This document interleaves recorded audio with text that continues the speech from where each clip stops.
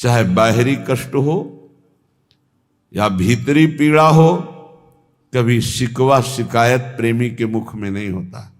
वो प्रेमी नहीं होते, वो देह प्रेमी होते हैं, भोग प्रेमी होते हैं, जो प्रभु से याचना करते हैं। प्रेमी प्रभु से याचना नहीं करते हैं। देखो ना, जो जाने ते कहे नहीं सहाय। सहना भी कई प्रकार का होता है। एक होता है आप ईश्वर हो, आप जैसा सहाओगे सहना पड़ेगा। एक तो ये सहना है। इसके पहले सहना है कि हमारे कर्म हैं, उनका भोग भोग रहे हैं।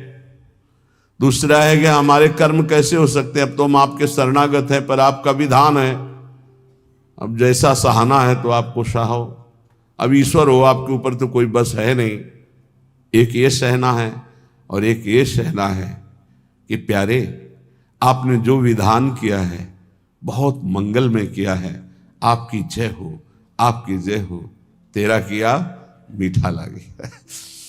ये बहुत बड़ी बात है, बहुत बड़ी। ये प्रेमी हृदय बोल, तेरा किया मीठा लागे। आपका ये विधान है ना, तो मुझे करोड़ों सुखों से बढ़कर भी वो दुख प्यारा है जिसमें आपका विधान है। करोड़ों प्रकार की स्वस्थता से भी मुझे वो अस्वस्थता प्रिय है जिसमें आपकी स्मृति, आपका विधान है। वो शीतलता हमारे किसी कार्य की नहीं जिसमें आपका विस्मरण हो जाए, हमारे हृदय में दाह पैदा हो जाए। वो दाह हमारे लिए कोटि शीतलता से बढ़कर है जिसमें आपकी याद, आपकी स्मृति, आपका विधान दिखाई दे। सहाय सराह सराहे, सुना था कल महामहिम पूज्य श्री अर्जुन देव जी की वाणी। वाह गुरु का किया बड़ा मधुर होता है, बड़ा मधुर लग रहा है, तेरा किया मीठा लागे। और कैसा भयानक कष्ट शरीर में, कैसी प्रताड़ना दी जा रही थी, वो बड़े प्रेम से मुस्कुराते हुए से सैर। ये है प्रेमी का हृदय, दूसरे की सामर्थ्य नहीं। ठाकुर हरिदास जी को 22 बाजारों में बाहरी शरीर को पीड़ा पहुंचाई जा रही, कोड़े मारकर हरि बोल के सिवा कुछ नहीं निकला। एक बार भी आह नहीं कहा। बलिहारी है इन महापुरुषों के चरणों में। प्रहलाद जी को भीषण यातना दी गई, एक बार भी शिकायत नहीं की हरि से। मीरा जी को कितनी यातना दी गई, विष पिलाया गया, एक बार भी गिरधर से कहीं शिकायत पद में नहीं मिलेगी, आपने मुझे बहुत कष्ट दिया, ऐसा कभी नहीं कहा। क्यों? सहाय सराह सराह, जय हो, आपकी जय हो प्यारे, आपके विधान की जय हो। आप बड़े मंगलमय हो, बड़े सुखदाता हो। ये दुख जो है महान सुख देने वाला है। जी तो ही ऐसी चाहिए, सब ही की सहिले, घट घट में प्रभु रमि रहो, उत्तर का को देहि। ऐ भक्त हृदय, प्रेमी हृदय, तुझे ऐसा चाहिए कि तुझे सबकी सह लेना चाहिए। किसी को उत्तर मत दो। कोई तुम्हें गाली दे रहा है, निंदा कर रहा है, अपमान कर रहा है, चुपचाप सह जाओ। क्यों? घट घट में मेरा प्रभु रमा हुआ है, वही मुझे पुष्ट करने के लिए ये अपमान, ये निरादर, ये निंदा आदि की लीलाएं कर रहा है। शांत भाव से सह जाओ, आप महान बन जाओगे। महान वही हुआ जो सह गया, जो सह नहीं गया वही टूट गया, वही विषयी हो जाता है। जी तो ही ऐसी चाहिए, सब ही की सहिले, घट घट में प्रभु रमि रहो, उत्तर का को दे। कितना सहूं, कितना सहूं, कब तक सहूं? तो बोले एक बार तो मरना ही है ना, मृत्यु तो एक बार आएगी ना, मरने तक सह लो। देखो, तन छुट बेलो हद है, सहिले मन धरि धीर। अरे धैर्यवान उपासक, बहुत से बहुत शरीर ही छूट जाएगा, वो तो एक बार छोड़ना ही है, दो बार तो नहीं छोड़ना, और वो अपने नियत समय पे छूटेगा। चुपचाप सह लो। जैसा लिखा है ऐसा महापुरुषों के जीवन में पाया गया।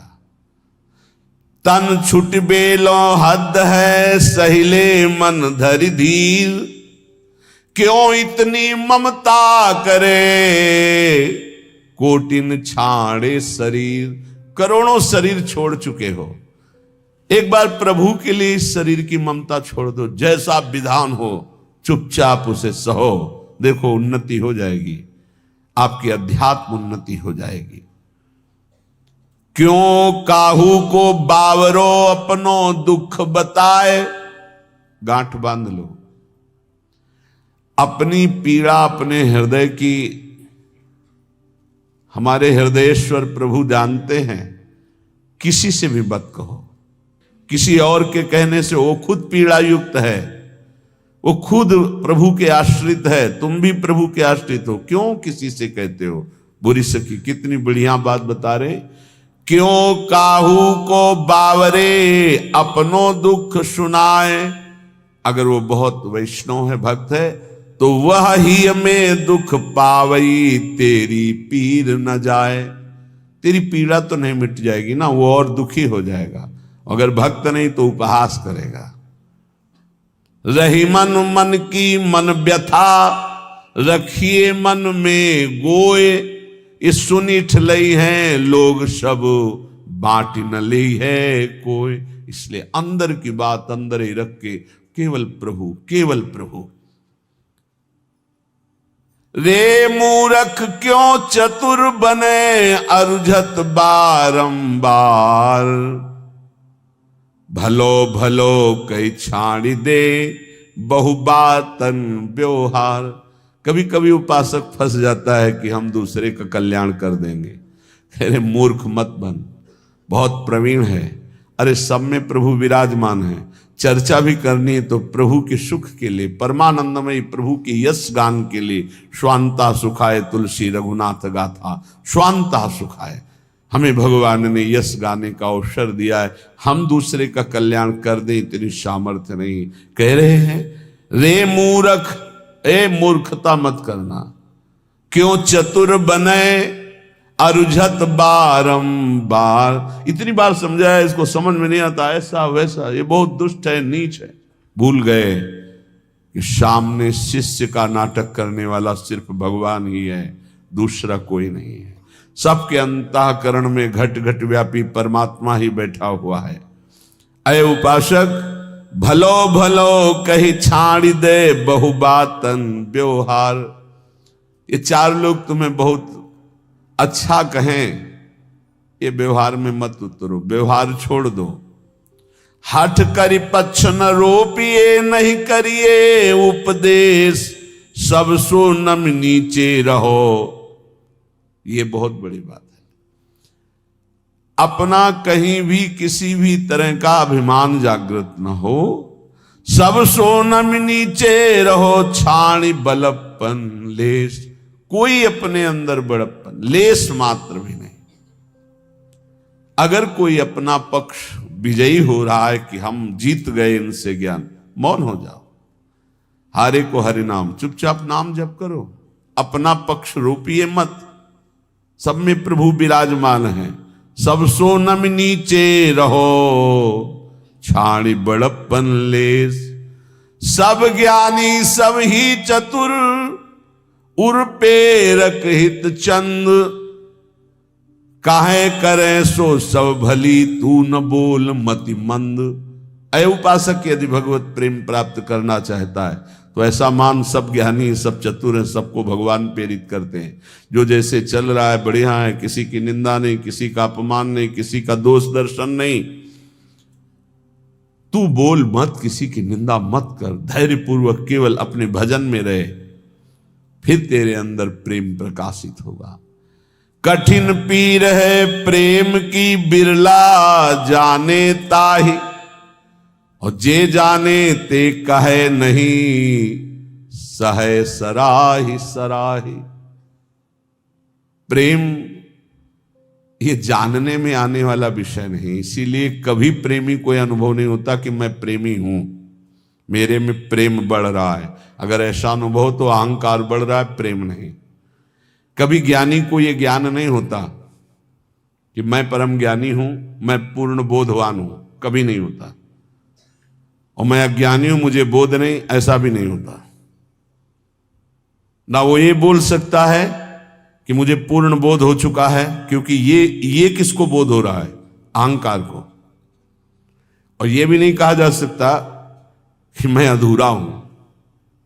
ना अधूरा ना पूरा, वही सच्चा पूरा। वैदिक सिद्धांत की बात।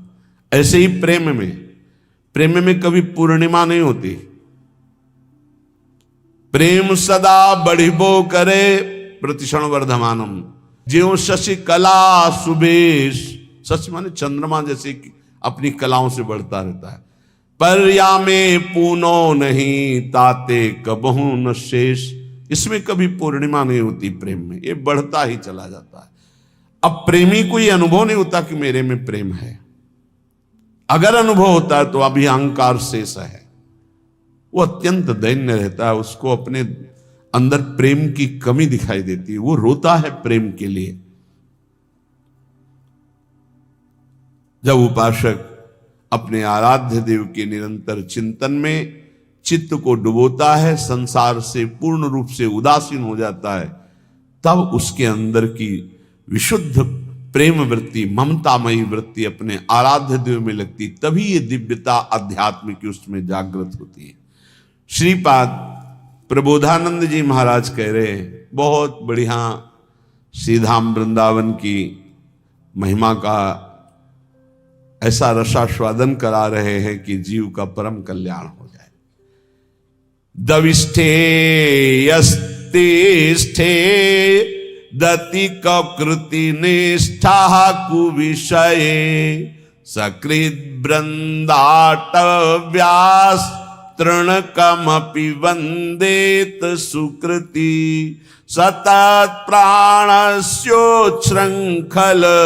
निखिल शक्ति करुणया ध्रुवम देह शांति हरिपदमलभ्यंच लभते। ध्रुवम सत्य, देह शांति, शरीर पूरा होने के बाद हरिपद मलभ्यंच लभते। अलभ्य लाभ हरिपद परम पद की उसे प्राप्ति होती शरीर छूटने के बाद। किसको? बोले दविष्ठे यस्तिष्ठे दति कुकृति निष्ठा कुविषय। कुकृति निष्ठा, गंदे आचरण करने वाला निष्ठा पूर्वक, मतलब महापापी। कुविषय, गंदी बातों में, गंदे विषयों में जिसकी निष्ठा पूर्वक पाप रति है, वो तो वृंदावनवासी होगा। बोले नहीं, दविष्ठे यस्तिष्ठे, दविष्ठ दूर देश में रहने वाला, घोर पापाचरण करने वाला। कुकृति निष्ठा, निष्ठा पूर्वक कुकृति, गंदा आचरण करने वाला। जैसे इस समय आराधना, इस समय आराधना, उसका जीवन ही ऐसा है, गंदे आचरणों का निष्ठा पूर्वक आचरण करना, मतलब महापापी। दूर देश में रहता है, महापापाचरण करता है, पर संयोगवशात सुकृति जनों के संग में वो एक बार वृंदावन आ गया। संयोगवशात उसकी दोस्ती किसी ऐसे से हो गई, चलो यार एक बार वृंदावन चलो। नहीं, हमें कोई मत, हमारे साथ चलो, पैसा हम लगाएंगे, आपको खवाएंगे पियाएंगे, घुमा के ले आएंगे, यार चलो ना। अब वो चल पड़ा।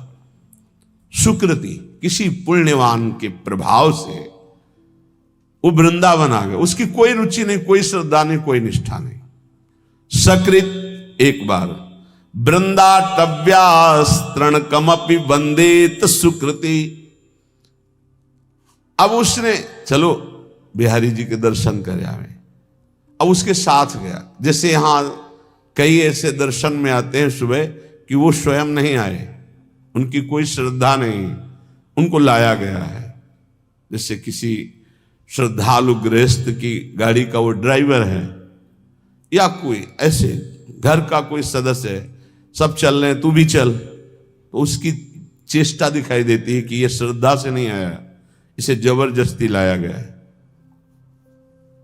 वो खड़ा है, ऐसे देख रहा है, दृष्टि गई उसकी ये मुद्रा, और उसके देखने का तरीका बता रहा है कि वो श्रद्धा से संत दर्शन के लिए नहीं आया, क्योंकि हजारों हृदयों में जो उल्लास दिखाई देता है, राधा राधा नाच रहे, रो रहे, उत्साहित हो रहे, उसमें कोई फर्क नहीं।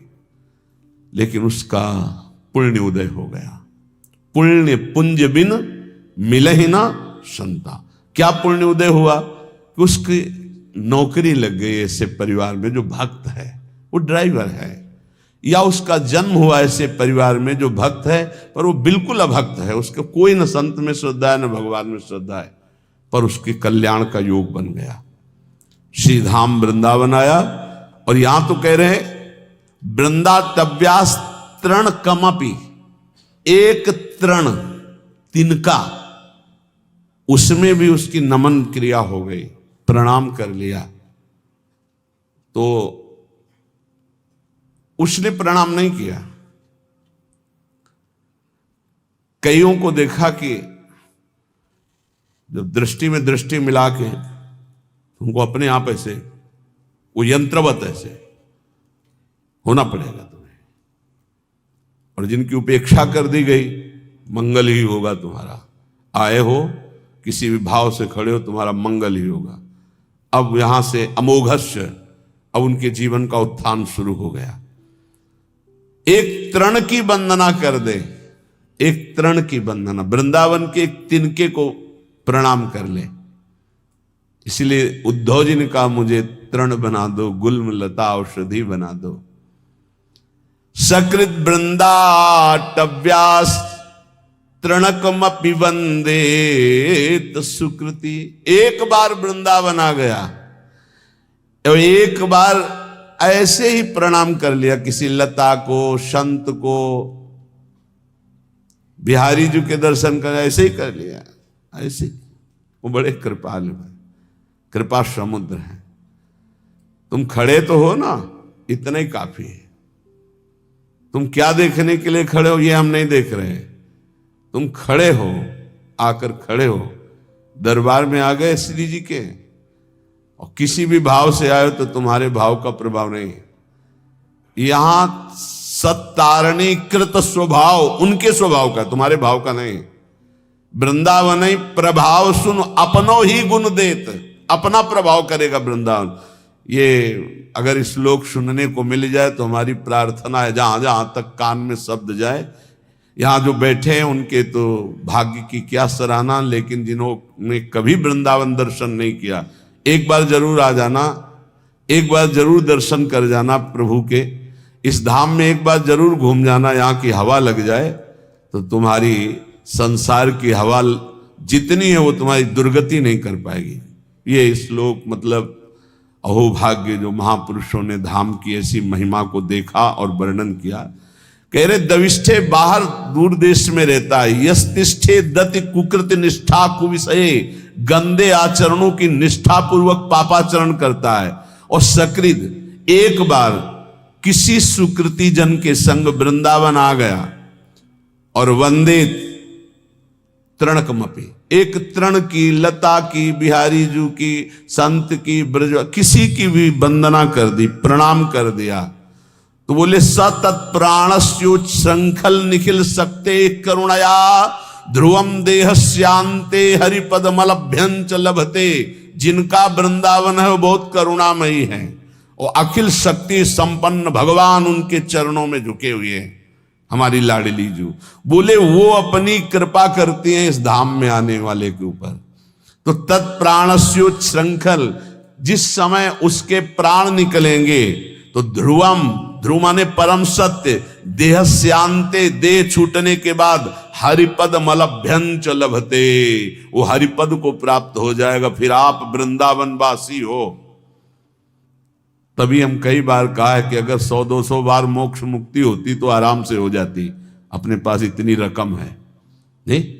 राधाना एक हरिपद कमल अभ्यंच लभते, अलभ्य लाभ उसे हरिपद की प्राप्ति हो जाएगी। घोर पापी यदि एक बार वृंदावन आ जाए, और हमें इस बात पर विश्वास करना चाहिए कि भगवान का नाम, भगवान के रूप, भगवान की लीला, भगवान का धाम, ये बड़े महिमामय है। अजामिल जीवन भर पाप किया, अपने बेटे के बहाने उच्चारण किया नारायण, तो परम पद मिल गया ना। ये तो धाम है। यहाँ की रज एक बार लग गई, एक बार प्रणाम कर लिया फिर वो चला गया। तो निष्ठा पूर्वक पाप करने वाला जब शरीर छोड़ेगा तो सातत प्राणस्यो श्रृंखल निखिल सकते, निखिल शक्तियों के स्वामी भगवान श्री हरि, जिनके अधीन जाके अधीन सदा ही सांवरो, वो करुणा, वो करुणा की मूर्ति लाडली जू कि एक बार वृंदा सखी ने देखा कि धाम की सीमा में प्रवेश हुआ, मेरी लाडली जू का एक कृपा पात्र हो गया। तो अब वो कहीं भी जाके जब शरीर छूटेगा तत्प्राणस्य श्रृंखल, तो करुणा, श्री जी की करुणा से उसका शरीर जब अंत में होगा तो हरिपद मलभ्यंच लभते अलभ्य लाभ, उसे भगवत प्राप्ति हो जाएगी। कई बार कहा है आप लोगों से कि निश्चिंत रहो, आपका पास बन गया है, आपका पास बन चुका है। क्यों? बोले हमारे माई श्यामा जी को राजी, हमारा पास है, हम वृंदावन, प्राण वृंदावन सर। एक बार प्रणाम की बात कही, हमारा तो जीवन वृंदावन है। कुबेराणाम कोटिर हसति धन संपत्ति भी रहो। वृंदावन जब कृपा करके संपत्ति देता है तो कुबेर का उपहास करने वाली संपत्ति होती है वृंदावन वासी के पास। कुबेर के पास पांच भौतिक माइक संपत्ति है, लेकिन वृंदावन वासी को प्रिया प्रीतम की प्राप्ति होती, दंपति संपत्ति पाइए। बोले कुबेराणाम कोटिर हसति धन संपत्ति भी रहो। कुबेर एक नहीं, करोड़ करोड़ कुबेर ऐसे भी उपहास के योग्य हो जाते जो वृंदावन वासी को संपत्ति मिलती है। जैसे आप अपने मकान को अपना मानते हैं, संपत्ति को अपना मानते हैं, ऐसे पूरे निकुंज को सहचरी अपना मानती है। उसके प्रिया प्रीतम, उसका संपूर्ण निकुंज, संपूर्ण वैभव उसी का। ऐसा अनुभव नहीं होता कि इनके भी प्रिया प्रीतम है। अब वो अंतर की बात शायद पकड़ पाओ कि ना पकड़ पाओ। एक ही मन है निकुंज में, दूसरा नहीं है। एक ही मन है, अनंत सहचरियां एक मन, एक ही वृत्ति है। जैसे एक सहचरी पान की बीड़ी पवारे प्रिया प्रीतम को, तो हर सहचरी का मन उस समय पान की बीड़ी ही पवा रहा है। एक सहचरी आनंद मगन होकर प्रिया प्रीतम को गान सुना रही, तो हर सहचरियों का मन गान में, मतलब वहां दो मन नहीं है। अब वो अलग अलग मन वाले, अलग अलग बुद्धि वाले और पार्थिव क्षमता वाले कैसे आप अनुमान भी नहीं लगा सकते। संपूर्ण निकुंज मेरा, क्योंकि मेरी प्रिय सखी श्री किशोरी जो है, मेरी सखी है, मेरी स्वामिनी है, मेरी किशोरी जो है। तो कुबेराणाम कोटिर हसति धन संपत्ति भी रहो। जो दिव्य वृंदावन की, एक बार अकबर सम्राट श्री स्वामी हरिदास जी के दर्शन पाए, उसने सोचा कि कुछ ऐसी सेवा करनी चाहिए जिससे स्वामी जी प्रसन्न हो जाए। स्वामी जी से कहा, स्वामी जी कुछ आज्ञा कीजिए, सेवा करने की प्रबल हमारे अंदर इच्छा है, आप आदेश कीजिए। वह नहीं, तुम्हारी सेवा की कोई आवश्यकता नहीं। स्वामी जी प्रार्थना है, कोई सेवा तो बता दी। तुमका तुम सेवा करने लायक ही नहीं हो। तो उसने कहा, ऐसा क्यों? बोले तुम्हारे पास संपत्ति ही नहीं कि सेवा कर सको। तो तानसेन की तरफ देखा कि बता दो कि सम्राट हैं, बादशाह हूं। स्वामी जी का मुझे पता है, लेकिन तुम्हारे पास संपत्ति नहीं है। उनका आप आदेश तक कीजिए। तो उनका लिवा जाओ, इनको केसी घाट की एक सीढ़ी टूटी हुई है, उसको बनवा दो। वह एक सीढ़ी? बोले जाओ तो तुम। जब वहां गए तो दिव्य रत्नों से जटित यमुना की वो सीढ़ी लौट के आए, चरणों में गिरे, बोले नहीं है, हमारे खजाने में रत्न ही नहीं है जिस रत्न की दिव्य वृंदावन की झांकी करा दी।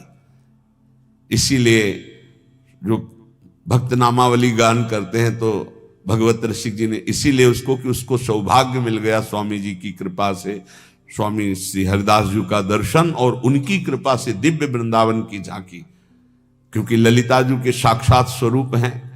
कांप गया और लौट के आया कि स्वामी जी परम सत्य बात है, मैं सीढ़ी का कोना भी नहीं बना सकता, क्योंकि जिन रत्नों से सीढ़ी बनी हुई है वो रत्न ही नहीं हमारे पास।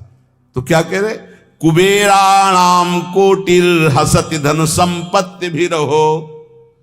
जो वृंदावन वासी श्यामा श्याम के उपासी को वैभव मिलता है, करोड़ों कुबेरों का उपहास करने वाला वैभव होता है, अर्थात करोड़ों कुबेर भी उसकी समानता नहीं कर सकते। तिरस्कुर्या द्वर्या नपि सुरगुरुन बुद्धि विभवई। जो वृंदावन उपासी है उसको ऐसी बुद्धि प्राप्त होती कि बृहस्पति जी का उपहास हो जाए। बृहस्पति जी की भी क्षमता नहीं, जो वृंदावन वासी की बुद्धि में प्रवीणता आती। क्या प्रवीणता आती? बृहस्पति जी देवगुरु हैं, लेकिन वो वहां से ये नहीं देख सकते कि प्रिया प्रीतम के मन में क्या चल रहा है। और वृंदावन वासी राधा उपासी मन मन की रुचि जानी नेह विधि अनुसरे। प्रिया प्रीतम के मन में क्या चल रहा है ये जानकर प्रिया प्रीतम की प्रेम पूर्वक सेवा करते हैं। मन मन की रुचि जानी, प्रिया प्रीतम के मन की रुचि जानकर, ये बृहस्पति जी में सामर्थ्य नहीं। प्रिया प्रीतम को कैसे सुख पहुंचाना है ये बृहस्पति जी की बुद्धि। संपूर्ण बृहस्पति जी का ज्ञान उद्धव जी को प्राप्त है। बृहस्पति जी गुरु हैं उद्धव जी के, लेकिन उद्धव जी जब वृंदावन में आए तो अपने को ज्ञानहीन पाया। गोपियों के समक्ष और चरणों में लौट गए, बोले अभी तक मुझे इसका परिचय ही नहीं था। तो जिसे बृहस्पति जी को भी परिचय नहीं है वो है वृंदावन प्रेम रस। यहां कह रहे श्रीपाद की जो वृंदावन के राधा चरणारविंद की उपासना करता है उसकी बुद्धि में जो बात आती है वो बृहस्पति जी की भी बुद्धि में नहीं। तिरस्कुर्या द्वर्या नपि सुरगुरुन बुद्धि विभवई। सुरगुरु बृहस्पति जी की बुद्धि का भी तिरस्कार करने वाला ज्ञान, अद्भुत प्रेम वृंदावन उपासक को प्राप्त होता है। अशोच्य स्त्री पुत्रादिभिर्षम ईड्यो हरिरसात् छुको प्रहलाद्यरति कृधि वृंदावन वने। श्री सुखदेव जी प्रहलाद आदि जिन प्रभु की रति को प्राप्त हुए, आश्चर्य की बात है, बड़े सोच की बात है कि लोग स्त्री पुत्र आदि में आसक्त होकर ऐसे मानव देह को भगवान की भक्ति प्रेम रस में ना डुबो करके व्यर्थ में नष्ट कर देते हैं। श्रीपाद का कहना है कि जहां ऐसा वैभव मिलता है, जहां ऐसी बुद्धि मिलती है, जहां का ये प्रभाव है कि एक बार आ जाए प्रणाम कर ले इस भूमि को, तो उसको अंतिम समय परम कल्याण की प्राप्ति होती है। तो अपने परिवार के राग में फंसकर, मोह में फंसकर पापाचरण करते हुए जो जीवन व्यतीत करते हो, तो ये व्यर्थ जीवन है। इसको सार्थक करने के लिए निरंतर नाम जपने का अभ्यास करो। कभी कभी वृंदावन आकर दर्शन कर जाओ। जो कर्म करते हो वो पापाचरण उसमें ना हो, वो कर्म भगवान को अर्पित करो। इसी जन्म में भगवत प्राप्ति हो जाए। देखने के लिए धन्यवाद। प्लीज हमारे चैनल के साथ बने रहें। राधे राधे।